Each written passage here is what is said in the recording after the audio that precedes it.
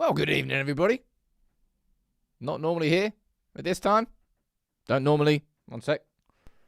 Looks a little bit better. Don't normally announce an interim head coach at 7:30 on a Tuesday night. Here we go. Might be a nice little short show. I'm going to run through the announcement that's just happened. Man United have just announced Michael Carrick. We've got the first pictures. We got the first comments. We got the first words. Let's have a conversation. All right? You can let me know what you think. If you haven't seen the news, I'm here to cover it for you. All right? Well, we've got confirmation that Michael Carrick has been announced as Manchester United manager. Let me turn that down a little bit now. Jeez, there we go. Hey. Yeah, I do need to do a new intro. I've been working on a new intro for the show. I'm a little bit of a perfectionist, though. So, anyway, we'll get it done.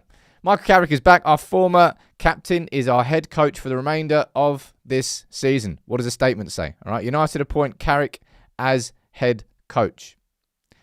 Emphasis on the words head coach. Manchester United is delighted to announce the appointment of Michael Carrick as head coach of the men's first team until the end of the 2025-26 season. Carrick played for... I don't know how many games he played. He joined the first team coaching staff.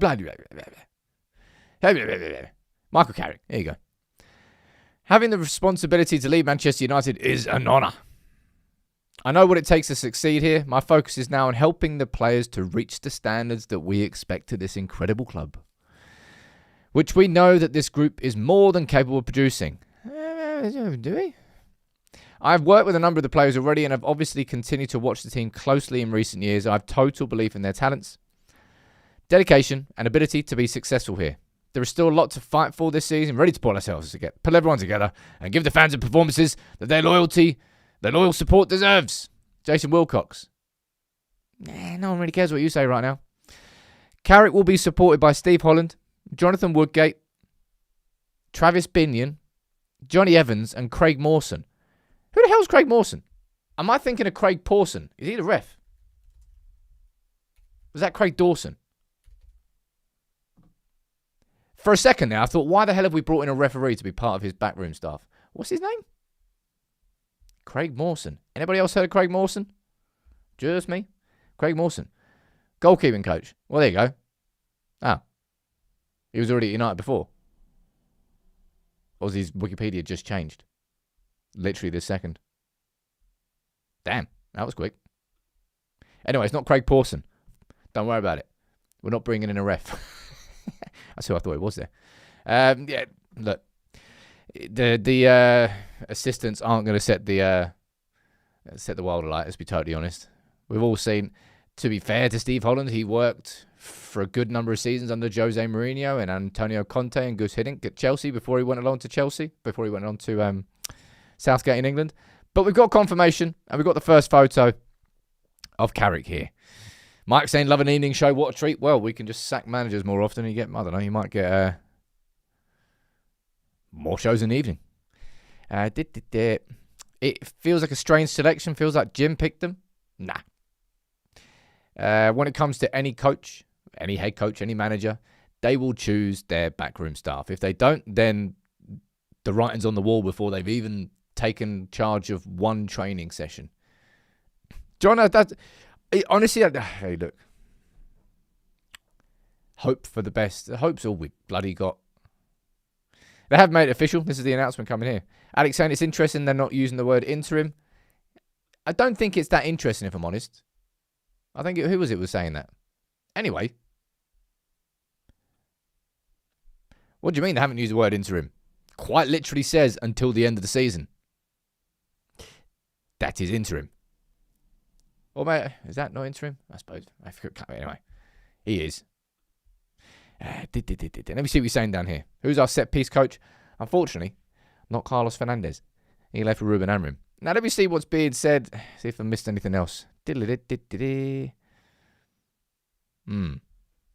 a good question. I'll ask you this, right? We can talk about this more in the live show tomorrow.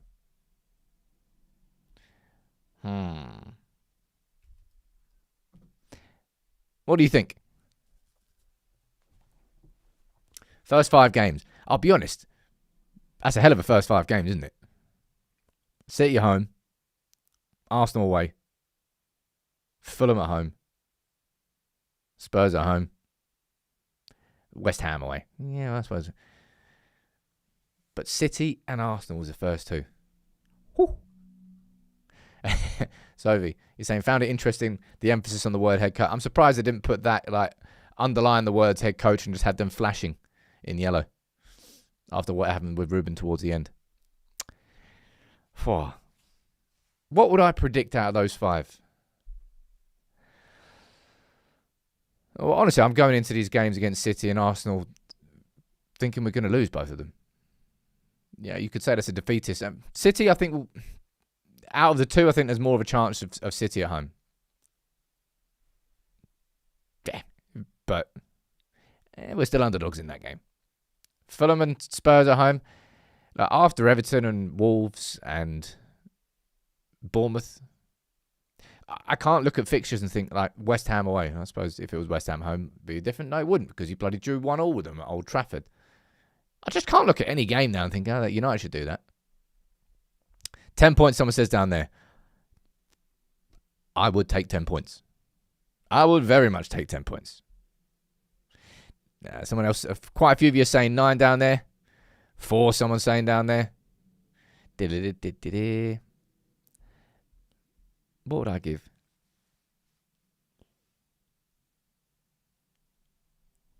I'm going to go 9. I'm going to go 9. Let's see if I'm right after that. Right, what's going on here? See if anything else is being said. Ah, look at that. We've got a little clip from the man himself. Don't shut this down, United. To come back through. Hey, calm down. Right. Little 50-second clip. Carrick's on a podcast straight away with Inside Carrington. It's an unbelievable feeling to come back through the doors, really, and be part of the club again. You know, it's been part of my life for so long, and the fact that I left the club for a number of years recently has never really left me. You know, my family's so entwined and goes to every game, season tickets, and I love the place. So for me to be back in this position, it's there's kind of two sides to it. You know, there's the personal side and the relationships and seeing people and the kind of the soft side in some ways. But I'm quickly focused on doing the job. You know, it's a big responsibility, a massive pleasure and a privilege to be here. But we want to do a good job, and this place deserves that. So massively focused to get started and get going. To be honest, it's going to be a very propaganda interview. I think I praised. I can't step back on that. I did praise this Inside Carrington podcast for coming out, because I thought it's good to get some actual content and hear from people that you otherwise maybe wouldn't hear from. But it is very in-house, isn't it? It really is in-house. Anyway, Carrick, standing next to the trophies that he's won as a United player.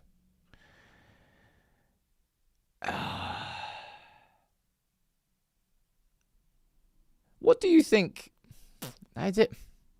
It's only results really that can change how United fans are feeling right now, isn't it? There's nothing else that can shift the momentum and shift the feeling of this season. Not when it's now going to be our shortest ever season with 40 games. Obviously, United are doing. It wouldn't surprise me if United did not just 1 but 2 Saudi friendlies. Like, there's a period between, I think, what is it, like the 4th of March and like the 11th of April, and United play like 3 games in 40 days. It is ridiculous. It's the running. We're not playing football. Play like 3 times in 40 days. They're definitely going to be getting at least one of those Saudi money spinner games in there. Mainly, you're saying, I'm actually feeling better with this appointment already. Haven't watched United for almost 2 months. Well, screw you. We've all suffered. Why don't you suffer? Take off, you do think he'll do well. Definitely better than Amrin performance-wise. Look, after this live, I'm going to drop the video that I've done on Carrick's tactics and the starting 11. It really is sort of like it's not like a word of warning, but Carrick emphasises a slower, more controlled game of football. That was what worked so well at the start with Middlesbrough. And kind of when it reached the point towards the end, when he left Middlesbrough, they were using the same system, but then the sort of the quality and the creativity wasn't there. And that's where it kind of peaked and sort of maybe hit the ceiling. Now, is that simply down to player quality? If that's the case, it should work far better at Manchester United. But from a structure perspective, it's going to be quite similar. Very similar. Captain, you're saying win 2, draw 1, and lose 2 out of those first 5. And the losses might not be the expected. Ooh. Stop being a Grinch, Sam. My bad. 15 points. We're going to win 14 out of the next 17 games. And we're finishing 4th. There we go. There we go. Did Fletcher's team and system play better than Amrim's team? Do we have to go back and speak about Amrim at any point? Like, honestly, history will not be kind to the Amrim period. I know we're still going through this and we're all, I'll be honest, like we're just kind of pissed off that we're seeing our football club just play the same card, play the same hand again. Boom, boom, boom. But it will not be kind to him. And this is somebody who I didn't think that... No, I didn't... I completely understood it from a results perspective, but I still didn't think that sacking and going towards the interim route was probably the right call at that point. Is what it is, but I don't think we need to speak about it. Like, it's just depressing to speak about. Mate, I hope he nails it. I really, really do. I can't put it down to much logic at this point. I did feel like I was going to get here after Ruben Amrim. I kind of knew it. I even gave a pre-warning about it. If it doesn't work out with Ruben Amrim, I don't really know where I'm going to turn. And I'll be honest, I don't think Manchester United did either. And I suppose saying that is kind of a disrespectful thing to say towards Carrick. This is somebody who is a young and up-and-coming coach, went into Middlesbrough, and nobody expected him to do what he did at Middlesbrough. So he massively exceeded expectations. I might do a video on that, but I'm not sure whether anyone's going to be interested in it because by the time I do it, we would already have played the City game. But he went into Middlesbrough, and they were 21st in the Championship that season. Down out relegation candidates. End of the season, they finished 4th. Didn't win the playoffs. And I think the next... Did Carrick's Middlesbrough losing the playoffs 2 seasons in a row? Just wasn't able to push them through and back into the Prem. But certainly improved them from where they were when he arrived. Let me read some of your comments out. Akash, Carrick is a PR appointment to get the fans back on side. I don't get comments like that. I'll open it back up to you there. Ruben Amrim was going to be sacked, had to be sacked after he called out his seniors in public. It's just, that will always happen in pretty much any job. Who do you turn to at that point? If not, former players with a connection to the club who are available for that short period of time that will come in and be the head coach until the end of the season on a 4 or 5 month contract. You aren't going to find any.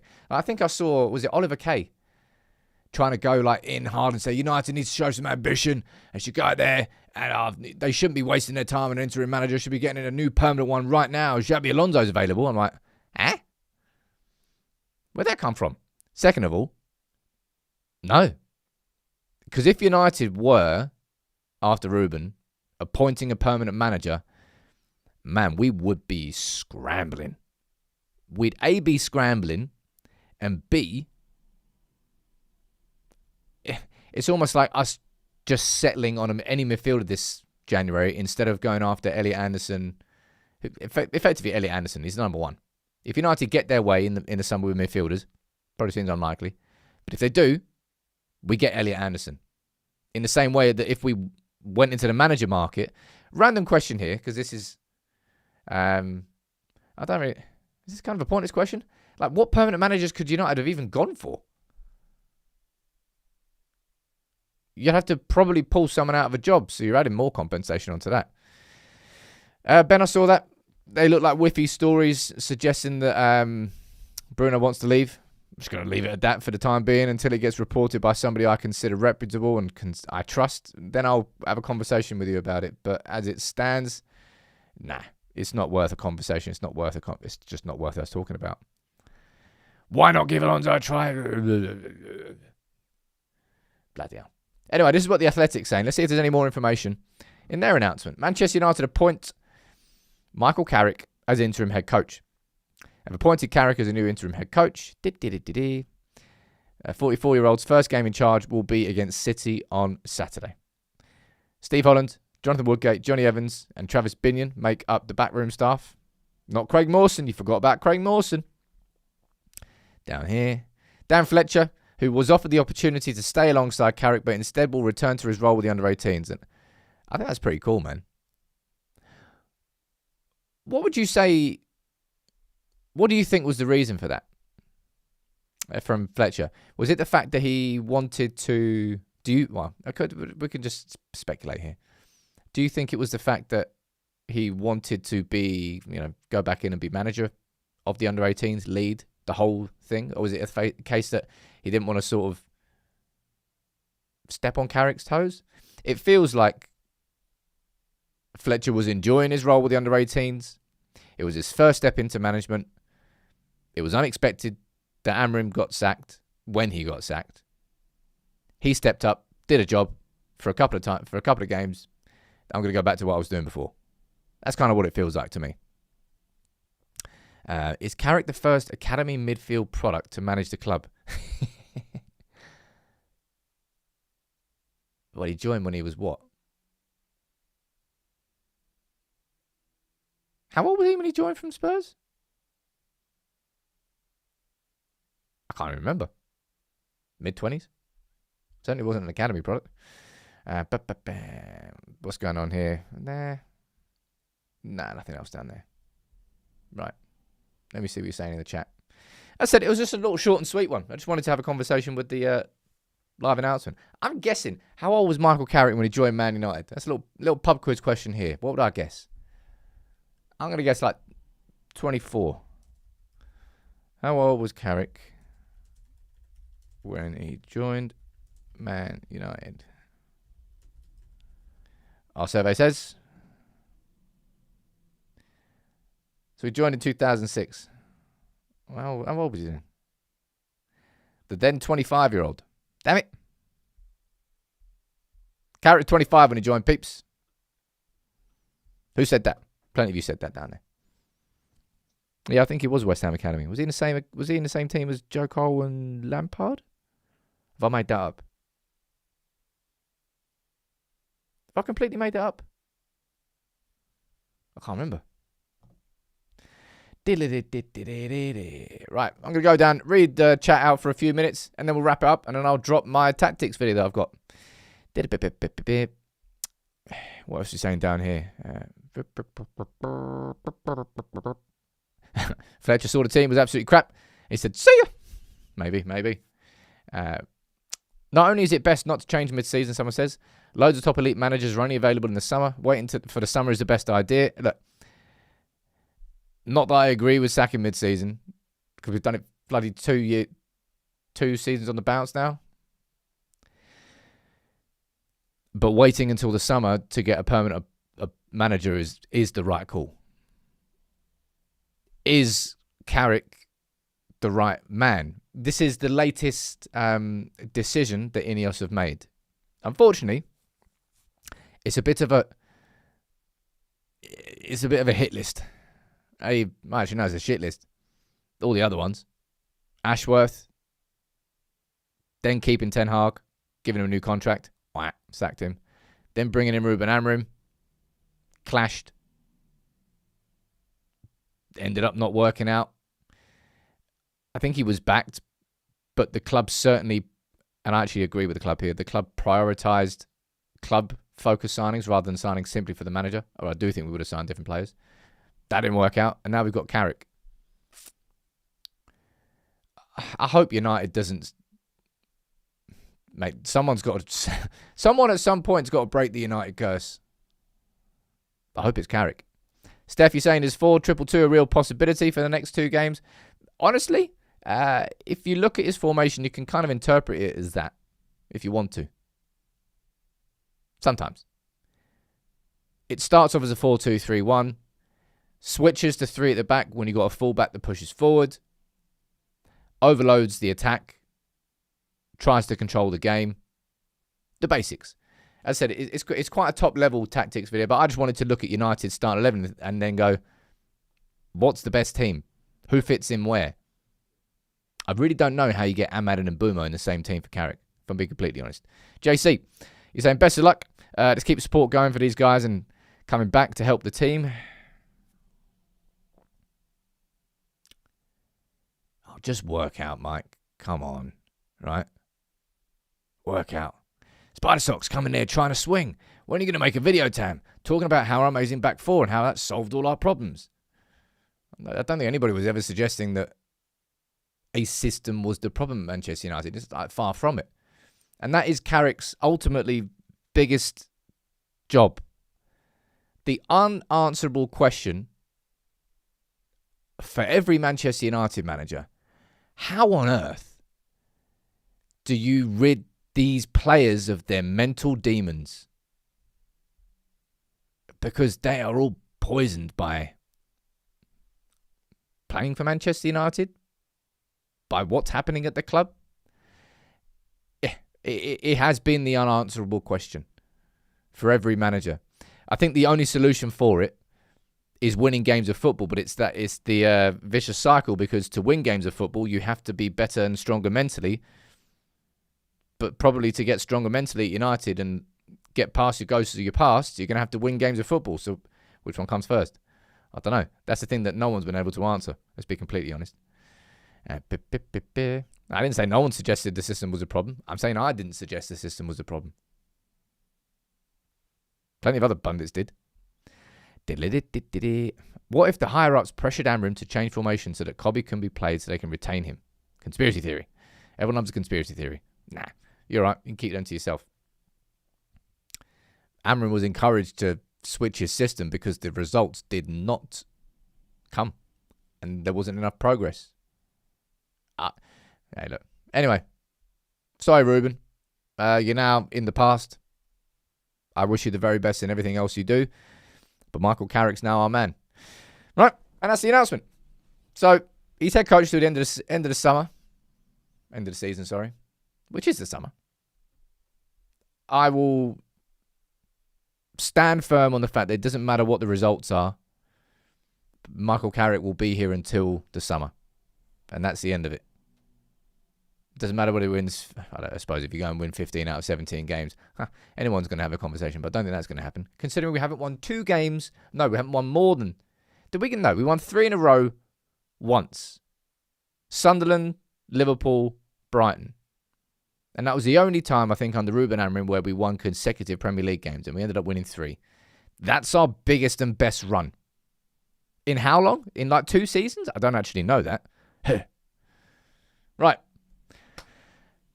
Let's wrap up. It's a nice little short one. It's quite fun doing a cheeky, occasional evening show. Right. Ladies and gents, thank you for tuning in. I'll be here at 10 o'clock tomorrow morning, but after this show, I'll drop the tactics video. Okay? Have a wonderful evening. And Michael, you know what? Like, as a Manchester United player, I just thought of something there. As a Manchester United player, I don't think there was anybody more underappreciated by the wider press. And I think he really was probably the most underrated English midfielder I think I've ever seen in the Premier League, given his quality. I hope that the exact same thing happens with him as a manager. I would love that. Let's see. See ya.